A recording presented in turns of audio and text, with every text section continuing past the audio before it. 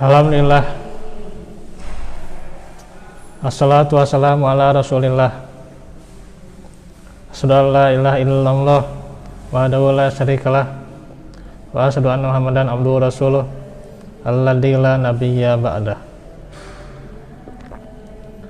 Alhamdulillah, di sore hari ini kita di pembahasan akhlak yang akan melanjutkan tentang akhlak Rasulullah dalam rangka membersihkan akhlak tercela. Yang akan kita lanjut hakikat akhlak.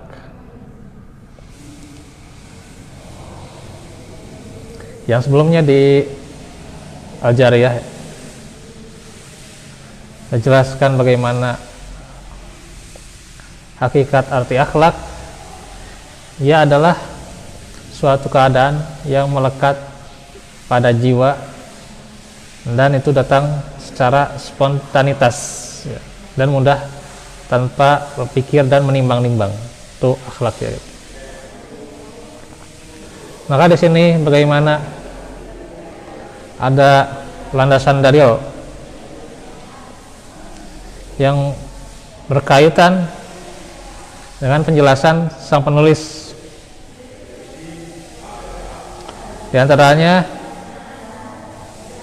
surah Al-Hujurat ayat 15 dan juga Al-Fath ayat 29 ya. Dan juga nanti ada salah satu qaul dari Syekh Al-Utsaimin.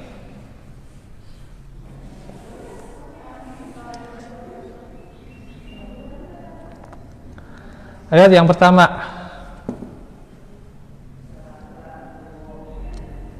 dalam surah Al-Hujurat ayat 15, innamal mu'minuna alladzina amanu billahi wa rasulihi tsumma lam yartabu wa jahadu bi amwalihim wa anfusihim fi sabilillah ulaika humus shadiqun. Sesungguhnya orang-orang mukmin yang sebenarnya ialah yang beriman kepada Allah dan Rasulnya, kemudian mereka tidak ragu-ragu, dan mereka berjihad dengan harta dan jiwanya di jalan Allah. Mereka itulah orang-orang yang benar. Beriman kepada Allah dan Rasulnya dengan tidak ragu, ini menunjukkan kuatnya keyakinan dan merupakan dari akal dan puncaknya hikmah. Dan juga berjihad dengan harta adalah kedermawanan yang merujuk kepada pengendalian kekuatan syahwat, sedangkan berjihad dengan jiwa adalah syaja'ah, keberanian yang merujuk kepada penggunaan kata atau kekuatan godob ya. Godob itu amarah sesuai dengan syarat akal dan batas keseimbangan. Nah, yang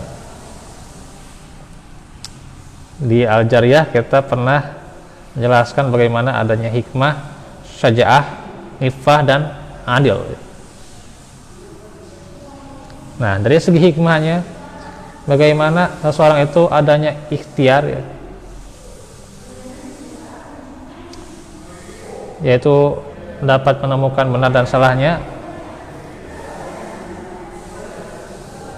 adalah bagaimana dia tidak ragu-ragu atas keyakinan, yaitu keimanan ya. Itulah induk akhlak, diantaranya pokok-pokoknya 4 macam itu kan yang barusan atau yang kemarin ya. Jadi dia tidak ragu-ragu, itu kuatnya keyakinan, itulah hikmah. Dan juga yang selanjutnya tentang jihad, yaitu adalah syaja'ah ya. Sehingga tentunya dia dapat memimpin godob dan syahwat kepada ketentuan hikmah, yaitu diantaranya syahwat itu dipimpin, dikendalikan maksudnya, ya. Dan juga kekuatan gelapnya kepada arah yang mulia, yaitu dermawan, ya. Sebab yang namanya orang punya syahwat, ya, atau punya nafsu, ya, nafsunya arahnya itu pada harta, ya, gitu, maka dia berat untuk mengeluarkannya, gitu. Nah, disinilah bagaimana ketika dia punya rasa syaja'ah, gitu ya, saya berani ngasih, gitu ya, gitu. Saya berani ngasih, ya, udah gimana nanti lah, gitu, kurang atau gimana itu, ya, itu mah dia tawakal pada Allah lah, gitu. Yang penting saya ngasih, gitu, ya, gitu. Dan itu kan jihad dengan harta itu, ya, gitu. Bahkan dalam kondisi fisarra'i wad dharra'i, ya, dalam kondisi lapang maupun sempit, ya, saya ngasih nih, gitu. Nggak tahu nanti bekalnya gimana.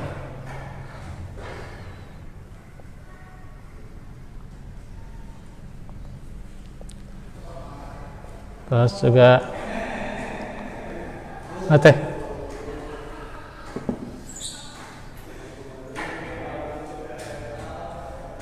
dia bagaimana kedepannya tentang hartanya, yang penting saya memberi, gitu, gitu. Betul. Jadi itu orang yang berjihad dengan harta, dia berani mengeluarkan harta walaupun dalam keadaan kondisi yang kurang, gitu ya. Nah, sudahkah kita ke arah sana, ya? Ini saya ada kata-kata hikmah nih, ya. Tapi bukan dari saya, ya, dari status nih. Kalau mau dibaca, tuh, perhatikan keadaan saudaramu dalam 3 keadaan. Kalau dia merasa sakit, dijenguk, ya. Kalau dia susah, dibantu. Kalau dia lupa akan Allah, ingatkan. Nah, itu, ya. Nah, ini yang pokoknya yang kedua, yang dia ketika susah bantu, ya, gitu, ya. Bagaimanapun keadaan kita, ya, gitu, kita bantu, ya, gitu. Nah, apakah posisi kita itu sedang ada atau posisi kita sedang sempit lah, gitu, kita bantu, gitu, ya. Ya, persoalan kadang tuh, ya, kita misalnya dapat gaji pas-pasan tuh, ya, gitu, itu juga mungkin buat orang tua, terus buat nafkah, dan juga ya nggak cukup lah, gitu, mungkin seadanya, ya, nabung juga cuma seadanya, pas itu ada teman yang butuh, gitu, ya, gitu. Nah, kita apa posisi itu, apakah memberi atau tidak, gitu, ya. Nah, ya watafillah. Nah, disinilah keberanian kita diuji, ya, gitu. Jadi diuji keberanian kita, apakah udah sampai situ, ya, gitu. Itulah akhlak. Kalau sudah kita biasa, kita nggak usah jadi menimbang-nimbang, ya, menimbang-nimbang nih, gimana ini, ya, takutnya kurang atau gimana, ya, gitu. Takutnya buat ini dan itu kurang, gitu. Kalau sudah biasa beri, gitu. Tuh, makanya itu mental yang sangat teruji sekali, ya, gitu. Orang, apalagi, ya, orang yang itu dia nggak biasa memberi, ya, gitu, pas sekali-kalinya harus memberi, gitu, ya. Nah, itu, ya, gitu. Sekali-kalinya ada orang yang butuh, apalagi di keluarga kita, nah ini ujian buat kita, ya, gitu. Nah, sampai mana kita menimbang-nimbang apakah timbangannya itu berat untuk memberi atau tidak. Nah, itu. Sebab tentunya ya memang dalam keadaan sulit ya, gitu. Tetapi kalau yakin akan janji Allah, Allah pasti ganti yang lebih baik gitu. Itu ya. Ini sudah diterangkan kemarin tuh ya, gitu. Pas saya mengisi gitu ya. Dan juga di buletin sudah diterangkan tuh ya. Gitu. Pasti Allah ganti gitu. Tuh. Nah, kalau yakin ke arah sana, seharusnya tawakalnya itu harus benar-benar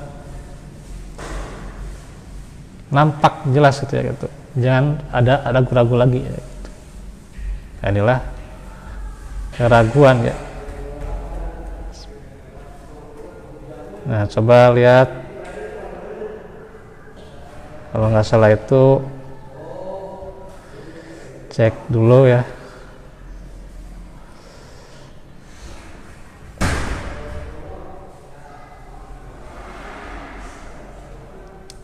Ayat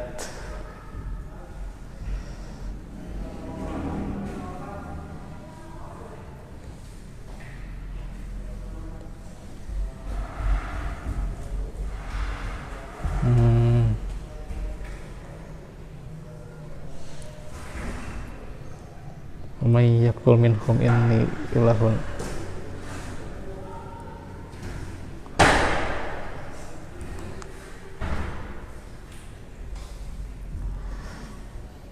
Coba lihat konteksnya. Ini masih Al-Anbiya nih ya.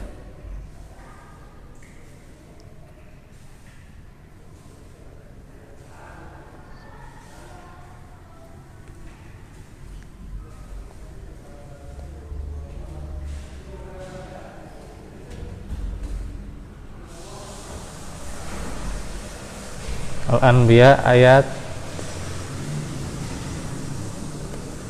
atau surat Saba aja dulu. Siapa lagi Al-Anbiya ya? Saba ayat 39 ya. Wa ma anfaqtum min shay'in fa huwa yukhlifuh wa huwa khairur raziqin. Dan barang apa saja yang kamu nafkahkan, niscaya dia akan menggantinya ya. Itu ya. Surah Saba ayat 39. Pasti akan Allah ganti ya gitu. Nah, cuman kita udah yakin belum ya, gitu. Ya. Ya, muncul kalau mau infak skeptis lagi ya gitu. Ragu-ragu gitu ya. Udah itu kan gitu. Nah, itu.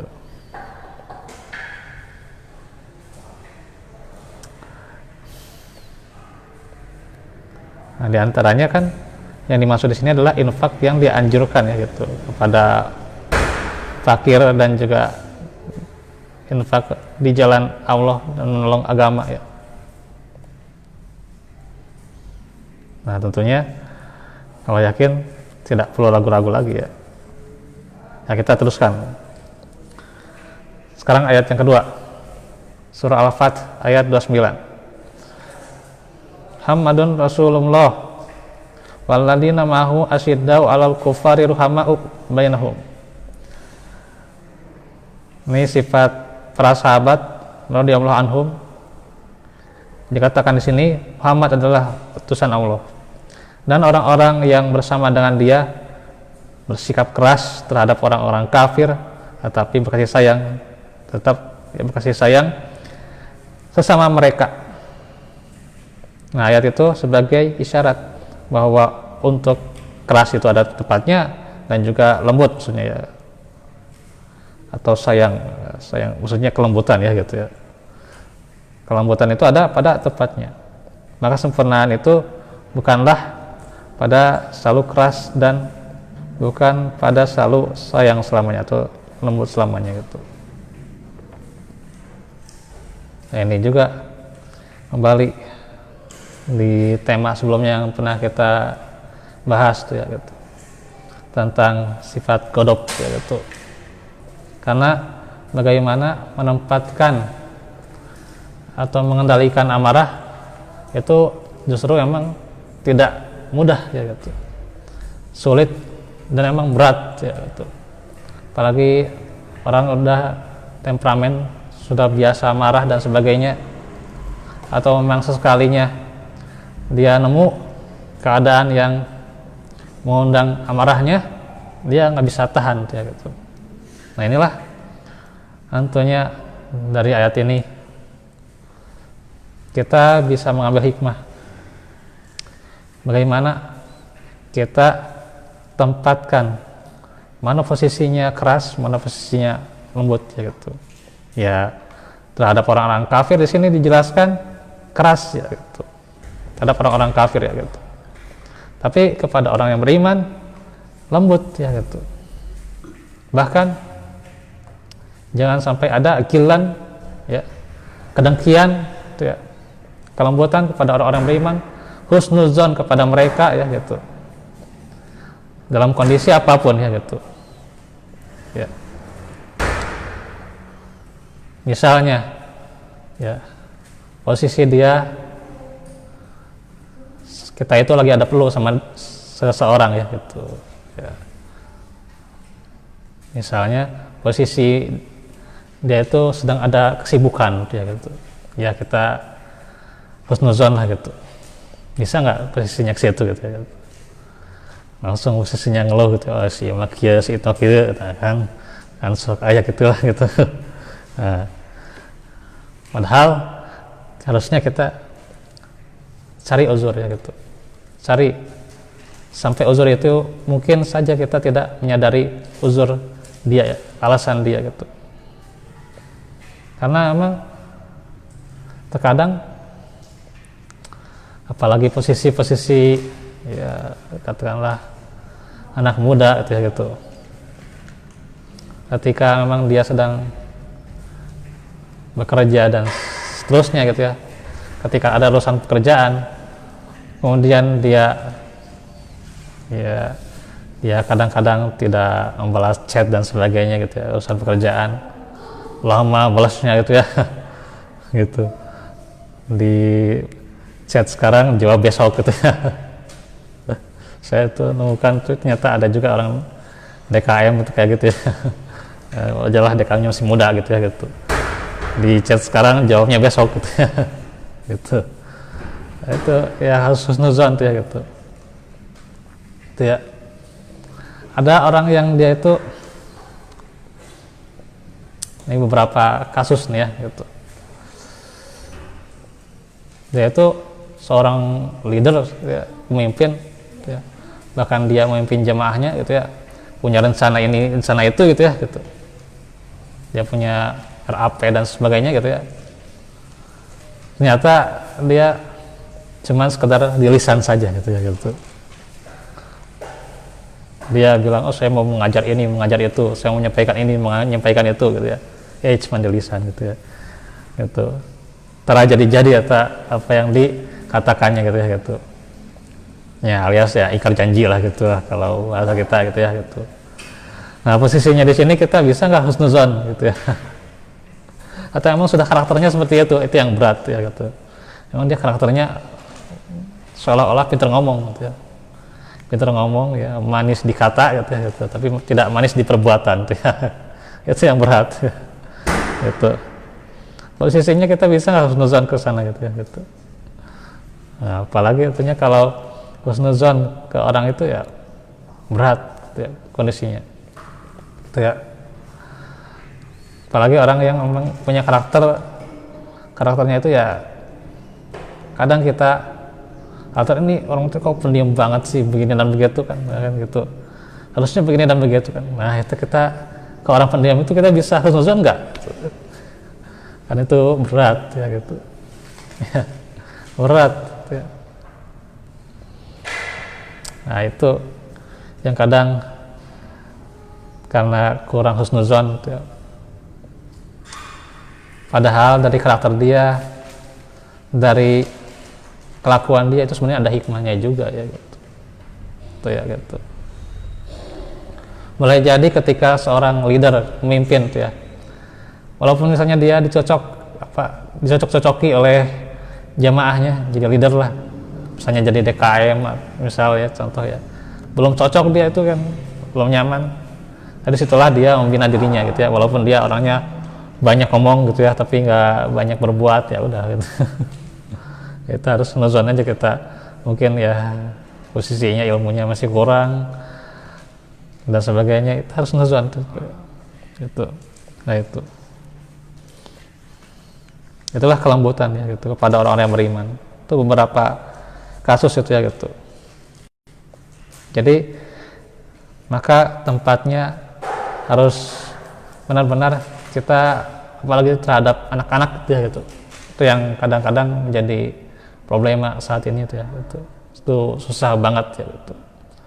Bahkan posisinya itu saya kadang-kadang pas sholat aja itu kerandeng mata, masya Allah katanya, minta ampun ya gitu. Ya budak teh niat ke masjid teh bade sholat bade amang gitunya gitu. Pas digerahkan ada berat oge. Disalahkan ya, berat oge. Didiamkan juga salah gitu ya gitu. Nah, ini kondisinya bagaimana tarbiyah untuk mendidiknya gitu ya gitu. Ini memang kesalahan dari orang tua gitu ya, yang kadang membiarkan posisinya, akhirnya karena kasihkan gadget gitu ya, orang yang namanya anak itu ya tingkah lakunya seperti yang ada di dalam gadget itu ya gitu. Suka gelutan gitu, naon gitunya gitu, suka main senjata dan sebagainya gitu ya. Emang udah sesuai yang di gadget gitu ya. Yang benar gitu ya. Dalam beberapa ilmu ya, dikatakan oleh siapa itu, apalagi saya, bahwa anak dalam posisi sebelum 7 tahun itu jangan dikasih gadget gitu. Itu memang pengaruh banget tuh. Nah itu ya, nah itu memang kesalahan dari pendidikan orang tua juga gitu ya gitu. Orang belum cukup umur dikasih HP gitu ya gitu. Akhirnya kelakuannya gimana ya gitu. Ke masjid aja dah niatnya bukan niat sholat ya, niatnya main gitu ya gitu, gelutannya gitu ya gitu. Nah udah gitu, mudah lagi gitu kita nyalahin guru gitu ya, aduh inilah ternyata emang ukurannya tarbiyahnya itu yang harus diperbaiki ya gitu. Walaupun tentunya dalam kondisi seperti itu kita juga tidak boleh keras padanya gitu ya gitu. Gitu ya. Ya kasih punishment lah gitu, hukuman yang cukup pantas lah gitu, agar tentunya dia kapok gitu ya gitu. Ya. Nah, itu bagaimana menempatkan sifat keras dan kelembutan itu pada tempatnya di mana gitu kan. Nah itu harus tepat ya gitu. Ini hikmahnya gitu. Nah sekarang kita ke kaul dari Syekh Al-Utsaimin rahimahullah. Sesungguhnya akhlak baik itu terwujud dalam muamalah dengan Khaliq, dengan menerima berita-beritanya, dengan membenarkan menerima hukum-hukumnya secara langsung disertai pengamalannya, dan menerima segala takdirnya dengan sabar dan ridho. Akhlak baik ini pun terwujud dalam muamalah sesama makhluk. Tentang hal ini kata Hasan Al-Basri bahwa akhlak baik itu adalah yang tidak menyakiti, mencurahkan pemberian dan wajah berseri. Itu ya. Itu akhlak baik contohnya ya. Orang yang tidak menyakiti orang lain ya gitu. Artinya ini orang kalau berkatanya lembut, katanya baik, berkata yang mencerahkan gitu lah gitu. Berkatanya sebagai penawar ya gitu. Ya gitu.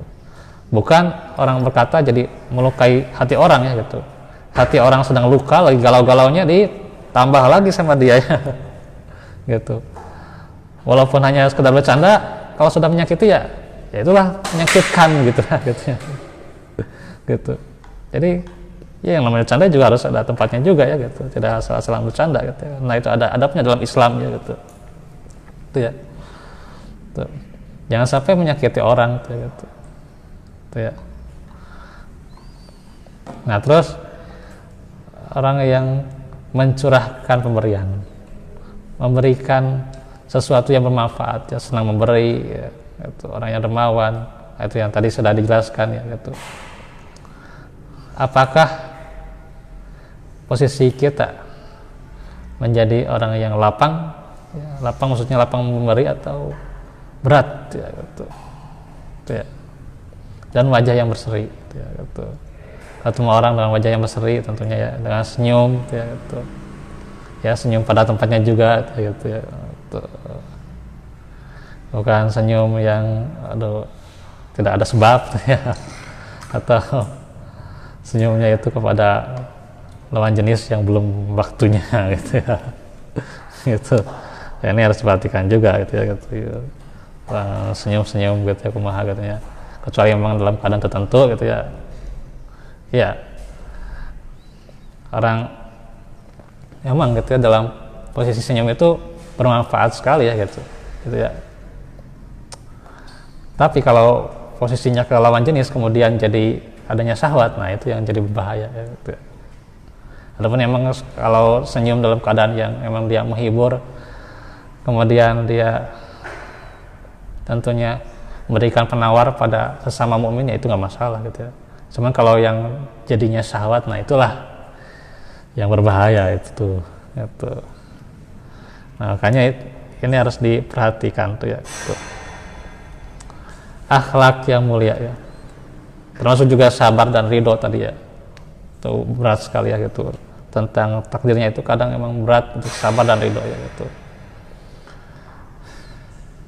Sabar dalam menanggung kesulitan, kemudian ridho menerima takdir Allah gitu ya gitu. Itu yang lebih berat ya gitu. Kenapa sabar selalu dihubungkan dengan kesulitan atau hal-hal yang berat yang dikiranya buruk? Karena itu emang paling berat gitu. Paling berat ya, kalau sabar seseorang dalam posisinya lapang ya emang lebih berat lagi ya gitu. Tapi ya di situ nggak akan terasa lah gitu. Tapi kalau sabar dalam posisinya dia sedang sempit, itu berat lagi ya gitu. Itu ocehan, itu keluhan itu selalu ada gitu. Nah itu ya, ini bisa nggak kita sabar posisinya gitu ya gitu. Nah ridho dalam menerima segala takdirnya ya, termasuk takdir yang memang saat belum waktunya, takdir ya melamar pekerjaan, tau-taunya emang dia punya pekerjaan yang lain, kemudian aduh berat juga ya, untuk diterima atau untuk meneruskan pekerjaan itu ya, nah, itu takdirnya dia nggak jadi, ya, itu kan berat kan. Nah, sampai mana coba di situ kan gitu takdir itu kan gitu, menerima hal yang emang belum jadi keinginannya, itu kan adalah berat ya gitu. Makanya puncak kesabaran itu kata salah seorang ulama ya adalah engkau tersenyum dalam keadaan menjerit. Itu posisi kesabaran tuh. Tersenyum dalam keadaan menjerit. Ya, puncak kesabaran itu di situ gitu, ya, gitu. Allah beratnya gitu. Hati kan menjerit gitu, wah sedih gitunya. Tapi harus tersenyum saat itu ya gitu. Harus lapang gitunya. Berat pisan tuh. Gitu. Orang zaman sekarang kalau sedih terus ingin terus-terusan sedih gitu ya. Tapi ini kalau dia di puncaknya sabar justru harus lapang gitu. Ya, harus ridho, harus tetap tersenyum. Nah, ini sangat berat tentunya posisi itu ya. Nah, disitulah apakah tentunya kita sudah paham tentang akhlak ini tentunya. Terus tentunya kita merojah tentang akhlak agar memantapkan kita menjadi hamba yang insan kamil di sisi Allah dan juga di sisi makhluknya ya. Insyaallah nanti kita lanjut ke tujuan pelajari akhlak ya di kesempatan berikutnya, dan kita selasa depan itu mengkaji yang sempat tertunda di bulan kemarin, yaitu tentang kisah Nabi Adam ya gitu, atau sempat tertunda karena liburan ya gitu. Mudah-mudahan nanti bisa lancar lagi, kita bisa mengkaji lebih dalam lagi tentang sifat atau kisah para nabi ya gitu. Itu saja dahulu. Barakallahu fikum wa minkum. Rabbana atina min ladunka rahmah wa hayyi lana min amrina rasyada. Rabbana hab lana min azwajina wa dzurriyyatina qurrata a'yun waj'alna lil muttaqina imama. Allahumma inna nas'aluka huda wa tuqa wal afafa wal ghina. Subhanaka Allahumma bihamdik, asyhadu an la ilaha illa anta, astaghfiruka wa atubu ilaik. Alhamdulillahirabbil alamin. Assalamualaikum warahmatullahi wabarakatuh.